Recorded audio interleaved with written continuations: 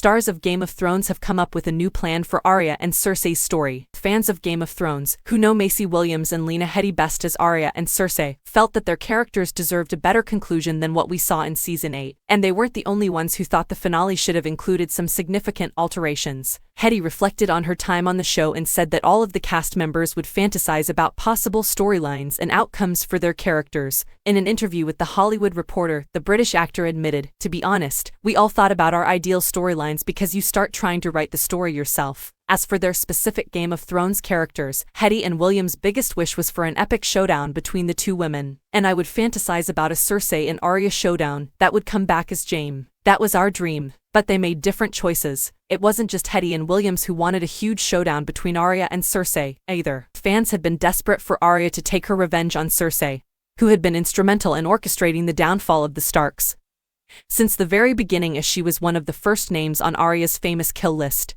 Even the idea of Arya using Jaime's face to get close to Cersei to complete her assassination had been suggested by fans, as well as imagined by the two stars. Instead, the show's screenwriters, David Benioff and D.B. Weiss, took a different approach. Arya did travel to King's Landing in order to assassinate Cersei, but Daenerys Targaryen's attack on the capital prevented her from killing the Lannister queen in the end. Instead, in one of the most contentious choices, Jaime Lannister and Cersei were both murdered by falling debris, a move that was as cliched and disappointing as it sounds.